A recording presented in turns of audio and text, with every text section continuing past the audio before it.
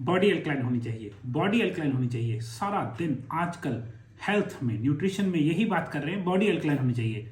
Hi guys, क्या आपको पता है ये मिथ है, ये एक गलत धारणा है कि बॉडी अल्कलाइन होनी चाहिए? और सही डेटा क्या है, ट्रू डेटा क्या है और फॉल्स इंफॉर्मेशन क्या है, और उस फॉल्स इंफॉर्मेशन से क्या नुकसान हो सकता है, उससे कैसे बचा जाए, हम इस चीज़ के बारे में बात करेंगे। Alright, welcome to the channel. मेरा नाम रविंदर सेन है, मैं हेल्थ कोच हूँ। मेरा मिशन है लोगों तक ट्रू इन्फॉर्मेशन लेके आना, गलत इन्फॉर्मेशन उनसे स्ट्रिप कर देना और उनको हेल्दी रखना, तंदुरुस्त रखना, सिर्फ घर के खाने से और हर्ब से। आज हम बात करेंगे जो आजकल बहुत ज़्यादा टॉपिक मशहूर हो रहा है, एल्कलाइन डाइट। एल्कलाइन चीज़ें खानी चाहिए, सब कुछ एल्कलाइन रखना है, बॉडी एल्कलाइन रखनी है। अरे भाई, बॉडी की एक ही पीएच नहीं है। पीएच होती है, सबसे पहले ये समझेंगे, पीएच वैल्यू होती है कोई चीज़ एसिड है या वो एल्कलाइन है। 7 न्यूट्रल माना जाता है। 7 से कम हो रहा, 6, 5, 4, 3, 2, 1 बहुत ज़्यादा एसिड हो गया। 7 से कम होता हुआ एसिड है, 7 से प्लस होता हुआ 8, 9, 10 ये क्या है, एल्कलाइन है। तो पहली चीज़ है पीएच वैल्यू क्या है, एक नंबर है, 7 से देखा जाता है उसको। 7 से कम है तो एसिड है, 7 से ज़्यादा है तो वो एल्कलाइन है। अब बॉडी की पीएच ओवरऑल एक नहीं है। सबसे पहली बात तो बात यहीं खत्म हो गई। जो हमारा थूक है इसकी पीएच एल्कलाइन है क्योंकि दांतों को एसिड पसंद नहीं है। स्टमक की पीएच 3 से कम है, मतलब उसमें प्लेटिनम का ब्लेड गिर दीजिए, जल जाएगा। और अब आ गया ब्लड। ब्लड की पीएच स्लाइटली, बहुत थोड़ी सी एल्कलाइन है। 7.35 से लेके 7.45 के बीच में ब्लड रहना चाहिए। ये बहुत छोटी सी विंडो है जिसके बीच में ब्लड रहना चाहिए, एल्कलाइन। अब मगर आजकल क्या पुश किया जा रहा है, वो एक मशीन आती है, उसके साथ पानी को एल्कलाइन करके पियो। अरे भाई नहीं, वो इलेक्ट्रॉनिकली एल्कलाइन किया हुआ है। जो एक्चुअल में स्प्रिंग वाटर जिसको एल्कलाइन बोलते हैं, वो वाटर एल्कलाइन क्यों होता है, उसमें मिनरल कंटेंट बहुत हाई होता है क्योंकि पहाड़ों से आते आते डिफरेंट रॉक से वो टच करता है, उसमें मिनरल्स के कारण वो एल्कलाइन पानी होता है। या फिर पुराने टाइम में हमारे नलके का पानी होता था, उसको एल्कलाइन पानी, अगर उसको चेक भी करते थे एल्कलाइन होता था। क्यों? मिनरल कंटेंट की वजह से। अब क्या करते हैं, टूटी वाला पानी मोटर से निकाला, उसको एक मशीन से प्रोसेस करके इलेक्ट्रॉनिकली एल्कलाइन कर लिया। वो क्या करेगा, वो आपके स्टमक के एसिड को एल्कलाइन कर देगा, जो कि बहुत ज़्यादा स्ट्रॉन्ग चाहिए। दूसरी बात देखिए, अगर आप सिर्फ और सिर्फ बात करें एल्कलाइन चीज़ें खाने की या एल्कलाइन डाइट करने की या एल्कलाइन पानी पीने की, आपकी बॉडी में 3 ऐसे अंग हैं जो बहुत ज़रूरी हैं, एसिडिक होने चाहिए। 3 अंग नहीं, 3 जगह पे एसिडिटी होनी चाहिए। पहला है बिग कोलन, जो हमारा कोलन है जिसको बिग आंत बोल देते हैं, बड़ी आंत बोलते हैं, वो एसिडिक होती है। दूसरी चीज़ यूरिन, यूरिन एसिडिक होना चाहिए थोड़ा सा, उसकी पीएच इस तरफ नहीं होनी चाहिए, एल्कलाइन की तरफ, है ना। और तीसरा स्टमक एसिड। तो क्या करते हैं लोग, या तो वो पानी पी रहे हैं महंगा वाला, बहुत 2-3 लाख रुपए की मशीन खरीद के, या फिर बेकिंग सोडा डाल डाल के पानी पिए जा रहे हैं। अरे भाई नहीं, समझो। तो अगर आप सिंपल सी बात समझेंगे, आपकी स्किन की पीएच थोड़ी सी एसिडिक है, आपके स्कल की पीएच और भी एसिडिक है। क्यों? बैक्टीरिया आता है, जर्म्स, वायरसेस आते हैं, टच करते हैं हर रोज पता नहीं कितनी चीज़ों को। इसका काम है उनको वहां पर ही मार देना। स्कल का भी काम है ना, एसिडिटी रखता है। और सबसे ज़्यादा एसिडिटी कौन रखता है? हमारा स्टमक। तो बात वहां से ही शुरू करेंगे, सारी बात वहां पे खत्म हो जाएगी। इमेजिन कीजिए आपकी स्टमक में एसिड नहीं है, आपने खाया खाना, उस खाने में अच्छे बैक्टीरिया थे, कुछ बुरे बैक्टीरिया थे, पैथोजेंस होते हैं जो सिर्फ कुकिंग से नहीं मरते, उनको मारने के लिए क्या है, स्टमक एसिड। आपने खाए प्रोटीन, प्रोटीन को तोड़ने के लिए स्टमक में क्या है, हाइड्रोक्लोरिक एसिड, वो नहीं टूटेगा।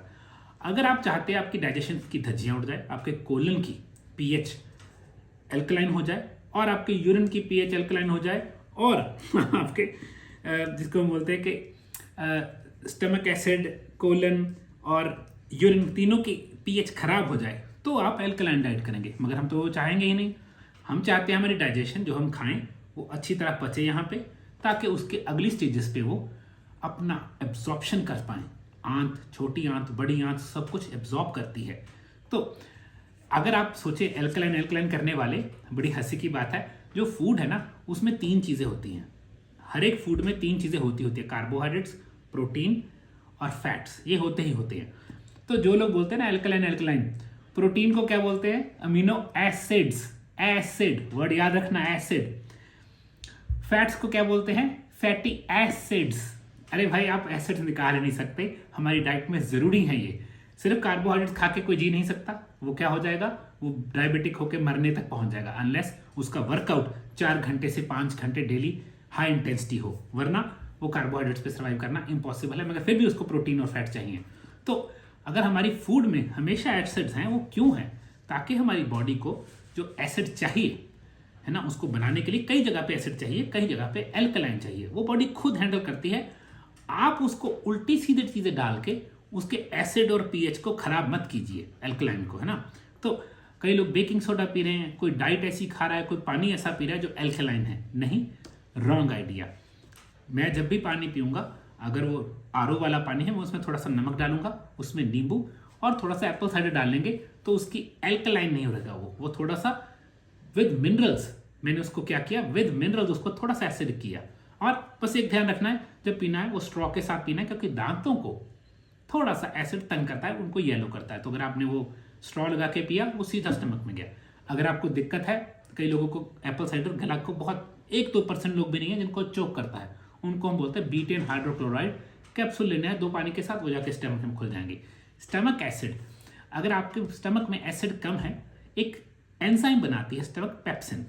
पेप्सिन बहुत जरूरी एंजाइम है, वो डाइजेशन में हेल्प करता है। लिपेज है उसके बाद बनता है ना। बहुत सारे एसिड्स एंजाइम्स बनाते हैं, सॉरी, बहुत सारे एंजाइम्स बनते हैं जब हमारी स्टमक में एसिड होता है। तो गलती क्या है, अपने स्टमक के एसिड को किल कर लो। एक्चुअल में स्टमक के एसिड को जो गलत तरीके से किल क्या करता है, मैदा, चीनी, कार्बोहाइड्रेट्स, बार बार खाना, टू मच फैट खाना, सॉरी टू मच प्रोटीन खाना, ये कुछ चीजें हैं जो आपके स्टमक के एसिड को मार देती हैं। कोल्ड ड्रिंक्स है ना, फिजी ड्रिंक्स जिनको हम बोल देंगे, वो आपके स्टमक एसिड को मार देते हैं। और अजीनोमोटो है ना, वो 2 मिनट नूडल्स मैदे वाली, ऊपर से उसमें अजीनोमोटो डाल के, burger, pizza, refined carbohydrates, cereals, crackers है ना, जो आजकल बच्चे खा रहे हैं, पफ्स, जो सारे कॉर्न से बने हुए चिप्स हैं, वो आपके स्टमक के एसिड को मारते हैं। स्टमक को एसिड चाहिए, स्टमक के ऊपर जो वॉल्व है वो बंद ही जब 3 pH होती है, जो कि बहुत एसिडिक है, सिर्फ बंद ही तब होता है। देखो कुदरत ने खुद बनाया हुआ है, अगर स्टमक का एसिड कम रह जाए, दैट मीन्स उसकी pH 3 से ज्यादा रह जाए, उसके ऊपर वाला वॉल्व खुला रह जाता है, तो उससे क्या होता है, गर्ड, खट्टे डकार, एसिडिटी, एसिड पियो, वो वॉल्व बंद, क्यों, उसका पर्पस पूरा हो गया। अगर आपको नहीं पता, ट्राई कीजिएगा, रिसर्च कीजिएगा, 4 लीटर डेली आपकी स्टमक 4 लीटर एसिड बनाती है, क्यों, उसका काम है यार। तो उसको क्यों मारेंगे हम? अगर उसको मार देंगे, हम सारी डाइजेशन खराब कर देंगे। तो मेरा सिंपल फंडा है, हाँ, अगर आपका यूरिक एसिड बढ़ा हुआ है, उसके लिए एक टिप दूंगा एंड में, वो अलग टिप है, स्पेशलाइज टिप है। मगर अगर आप नॉर्मल इंसान हैं, या फिर आप फैटी लिवर थोड़ा बहुत है, आपको डायबिटीज है, आपको फैटी वो बोलेंगे पीसीओडी पीसीओएस है, या आप जनरली हेल्दी रहना चाहते हैं, मैं सुबह उठ के 2 चम्मच एप्पल साइडर, जो कि 20 ml से 25 ml के बीच में हो जाएगा, एक सिंपल गिलास पानी में, गर्म नहीं, ठंडा चल जाएगा मगर नॉर्मल टेम्परेचर गुड, उसमें 1 नींबू का रस है ना, जो समझे 2 चम्मच नींबू और 2 चुटकी सेंधा नमक, उसको मिक्स करके स्ट्रॉ लगा के उसको खाने से पहले पी जाऊंगा, सॉरी सुबह खाली पेट पी जाऊंगा। और यही ड्रिंक मैं हर बार खाने से पहले भी पीऊंगा। हाँ, अगर आपको है यूरिक एसिड की दिक्कत, यूरिक एसिड जो एक और तरीके का एसिड है जो हमें तंग करता है, जो कि ज़्यादातर यूजुअली शुरू होता है पैरों में दर्द होने से, क्योंकि वहाँ क्रिस्टलाइजेशन हो जाती है, उस केस में मैं रात को सोने वक्त ½ टीस्पून से लेके थोड़ा कम शुरू करूंगा, थोड़ा कम, क्वार्टर टीस्पून बेकिंग सोडा है ना, मिक्स करके पानी में 1 गिलास में पी जाऊंगा। सुबह उठते हुए साथ के साथ एप्पल साइडर पी लूंगा, वो आपके यूरिक एसिड को एल्कलाइज कर देगा। मगर क्योंकि उसने अपने स्टमक का एसिड भी मारा, वो अच्छा नहीं है, सुबह उठते ही एप्पल साइडर ले लिया, वो आपको हेल्प कर सकता है। अदरवाइज आप, ये तो उन स्पेशलाइज्ड लोगों के लिए जिनको यूरिक एसिड की दिक्कत है, वरना आपकी स्टमक को एसिड पसंद है, उसके बाद आपकी बाकी बॉडी की पीएच ठीक रहती है। अगर आपकी स्टमक एसिड है, अमीनो एसिड्स टूटते हैं, फैटी एसिड्स टूटते हैं, बॉडी हेल्दी रहती है।